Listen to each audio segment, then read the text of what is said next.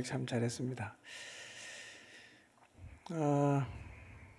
오늘 아침에 기도하다가 수련회가 다가오면 어떻게든지 사단은 교회를 흔들려고 하겠죠. 흔듭니다. 시도 때도 없이 찔러보고 쑤셔보고 흔들어보고 그러는 거예요. 교회가 어떻게 흔들릴까요? 교회가. 사단이 교회를 흔든다는 말의 의미는 뭐 지진이 일어나게 해서 건물을 흔든다는 말일까요? 어떻게 교회를 흔들죠? 제가 그림을 못 그리는데 기도하다가 제 노트에다 그림을 그렸어요. 제가 사람을 잘 못 그리거든요.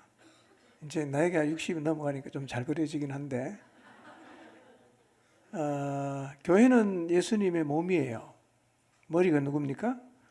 예수님이고 우리는 몸이고 각자는 몸 안에 지체들이죠. 머리를 흔들 수는 없어요. 누구를 흔들겠어요? 몸을 흔들겠죠. 몸을 흔든다는 말은 구체적으로 무엇을 흔드는 걸까요?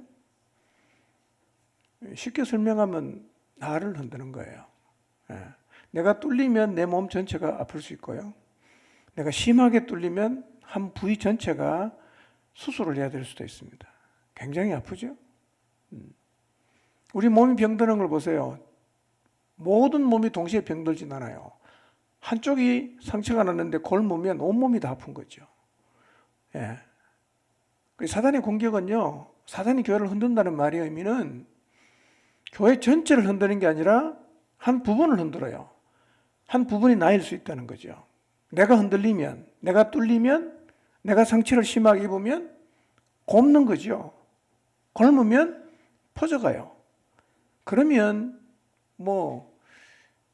이 사람이 죽는 게 참 우습더라고요.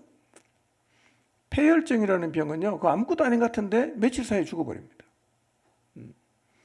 그러니까 여러분이 심하게 뚫리면, 상처를 입으면 공동체 전체가 흔들릴 수 있다는 사실을 기억을 하셔야 돼요. 사단은 계속 흔듭니다. 각자가 영적으로 깨어서 잘 방어를 해야 되고, 흔들리지 않아야 교회가 안 흔들리는 거예요.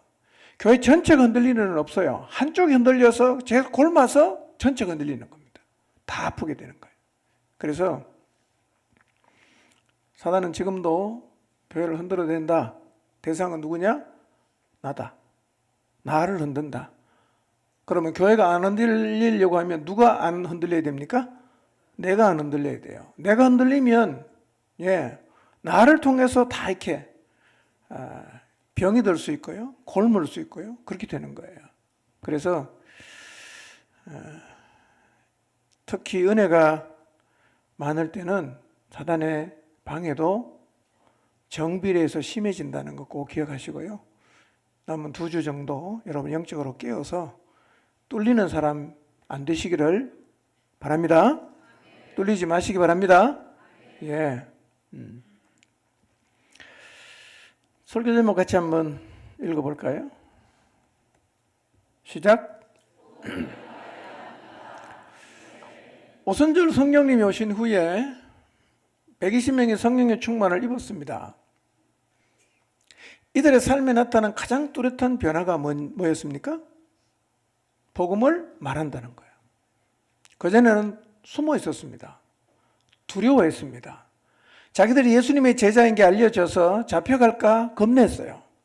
그런데 성령이 오시고 나니까 예수님을 죽인 사람들 앞에 가서도 너무나 당당하게 너희가 십자가에 못 박아 죽인 이 예수가 하나님이 그리스도로 삼으셨다.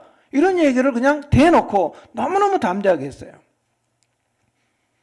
성령 충만을 입은 제자들의 삶에서 일어난 가장 큰 변화는 복음을 말했다는 거예요.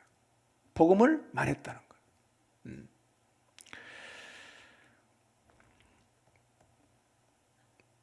1절에 보면 사도들이 백성에게 말할 때 종교 지도자들이 잡으려고 달려왔는데요. 이때 말한 내용이 뭐였죠? 복음이었어요. 원색적인 복음이었어요. 여러분, 물론 우리가 교회라는 장소로 초대할 때는 여러 얘기를 할 수 있지만, 그러나 그 사람에게 우리는 원색적으로 복음을 전해야 됩니다. 그냥 뭐 예수님 믿으면 잘 됩니다, 뭐 평안이 있습니다, 이런 얘기는요, 그 복음 아니에요, 그거요. 예. 그런 얘기 듣고 교회 와서 늘 마음속에 기대하는 바가 마음에 평안이나 기대하고 자식 잘 되는 것이나 바라고 이러면요, 그 신앙생활이 아닙니다, 여러분. 그런 신앙생활은 아무리 진보해봐도 말씀 앞에 탁 서면 자빠집니다. 복음의 핵심이 무엇입니까?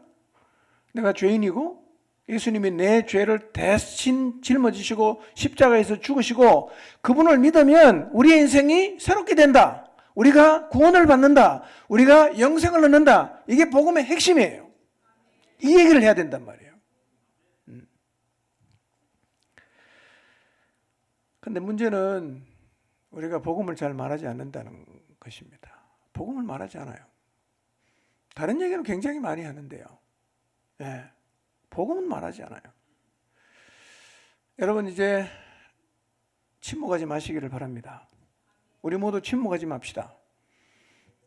하나님이 세상을 창조하시고 우리를 창조하셨고, 우리가 하나님 싫다고 버리고 떠나간 것도 사실이고, 그런 우리를 구원하기 위해서 그리스도께서 오셔서 대속의 십자가를 지시고 부활하셨다는 것도 사실입니다. 구원의 길이 열렸습니다. 이것을 우리는 말해야 됩니다. 여러분, 주변에 있는 사람이 이 사실을 몰라서 행복하게 살다가 지옥 가지 않게 해야 된다는 거예요. 그것이 우리에게 주어진 가장 중요한 사명이에요. 하나님이 여러분 마음 속에 부담 주시는 사람이 있을 거예요. 복음 들고 가십시오. 가십시오. 가면 입만 열면 다 믿고 그렇지는 않아요. 복음 전하면 뭐가 온다고요? 제일 먼저 핍박이 옵니다. 오늘 본문 2절도 보세요. 예수 안에 죽은 자의 부활이 있다고 백성을 가르치고 전하는 걸 싫어했어요. 배우가 누구라고요? 사단이죠.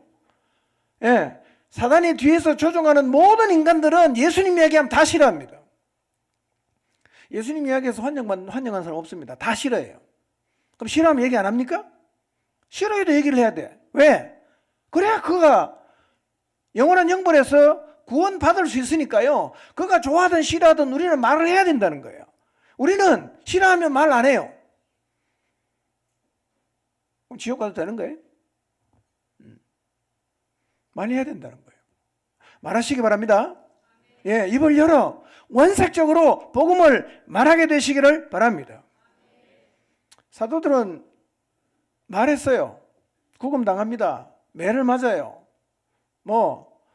때로는 목이 잘려 순교도 당하고 그랬어요. 사도들은 생각이 없겠어요? 이 일에 목숨을 걸어도 되는지 안 되는지 생각 안 하고 무식해서 죽었을까요? 그렇지 않습니다, 여러분. 그들은 복음을 전하면 어떤 일을 겪는다는 걸 알아요. 근데 왜 합니까? 가치가 있다는 거예요. 이 복음은 전하다가 죽어도 충분히 가치가 있다. 보람 있는 일이다. 하나님이 기뻐하시는 일이다. 그리고 손해보는 일이 아니다. 라는 믿음이 있었어요. 그러니까 핍박이 올 줄 알고 전하는 거죠. 죽을 줄 알고 전했다는 거예요. 우리의 삶에 있어서도 복음이 그렇게 가치 있는 것이 되기를 바랍니다. 여러분, 예수님 믿고 나서 핍박 없는 것을 자랑하지 말게 되기를 바랍니다. 우리가 그리스도인으로 살면서 핍박이 없는 것이 마치 내가 신앙생활을 너무나 훌륭하게 잘했기 때문에 핍박이 없다고 생각하시는 분이 계실지 모르지만, 그렇다면 내가 도전합니다. 복음 한번 전해보세요. 핍박 받나 안 받나? 입을 열 한번 말해보세요. 핍박 받나 안 받나? 어쩌면 우리가 핍박이 없는 이유는 침묵해서 그런 거예요. 말을 안 하는 거예요. 왜? 우리는 복음을 말하면 사람이 싫어하는 걸 알아요. 우리가 복음을 말하면 사람들이 핍박하는 걸 압니다. 그래서 말 안 하는 거죠. 말을 안 하니까 당연히 핍박이 없죠. 중요한 건 핍박 없는 게 아니라 부흥도 없어요. 존재 이유가 없어진단 말이에요.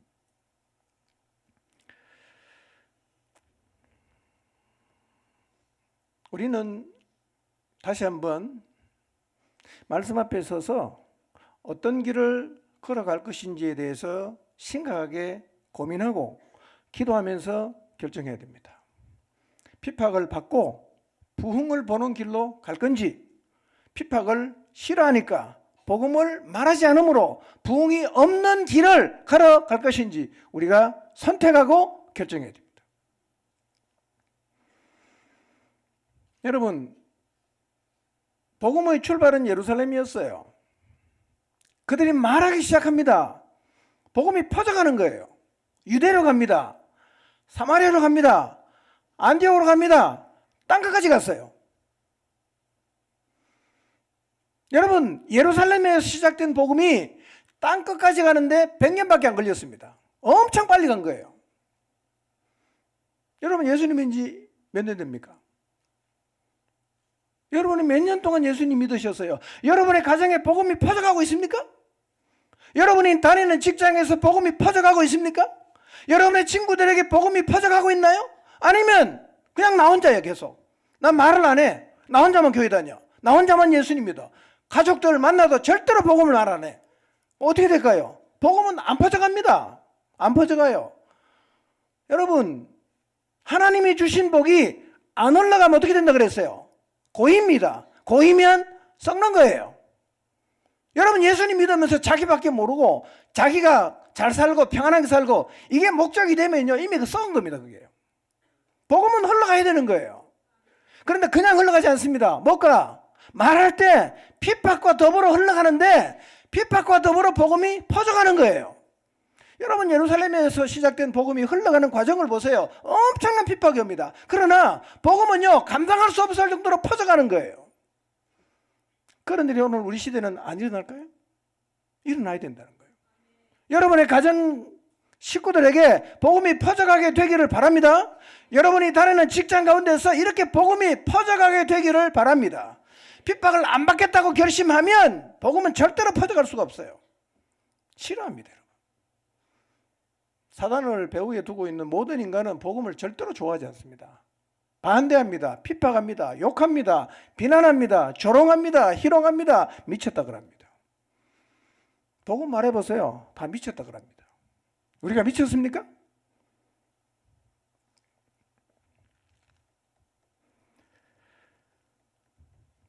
베드로가 설교했어요. 설교의 핵심은 이겁니다. 너희가 하나님의 아들 예수님을 십자가에 못 박으시겠다. 너희가 살인자는 놓아주라 그러고 죄 없는 예수님은 십자가에 넘겨주라고 했고 결국 예수님이 넘겨져서 십자가에 죽었다. 그러나 그분은 죽은 지 3일 만에 부활했고 우리는 이 부활의 증인이다. 너희가 모르고 예수님을 십자가에 못 박아 죽였지만 회개하고 돌이켜서 이분을 믿으면 새롭게 되는 날이 올 것이다. 이분을 믿으면 구원을 받게 될 것이다. 이렇게 설교했어요. 여러분, 그런데 이 설교를 듣는 청중이요, 유대 종교 지도자들이 갖고 있는 생각과 별반 차이가 없어요.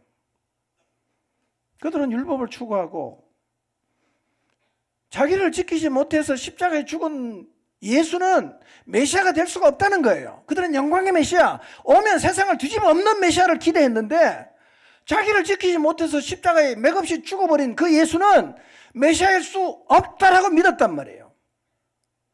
그런데 베드로가 무슨 설교합니까? 그분이 구원자라는 거예요. 그분이 그리스도라, 메시아다, 이렇게 설교했어요. 과연 몇 명이나 믿을까요? 이 설교는 그들이 갖고 있던 의식 구조나 생각하고는 너무 안 맞는 설교였어요. 근데 기적이 일어났어요. 그 유대인들이 받아들이기 힘든 내용의 이 복음이 사도의 입을 통해서 말했을 때 5천 명이 예수를 믿었습니다.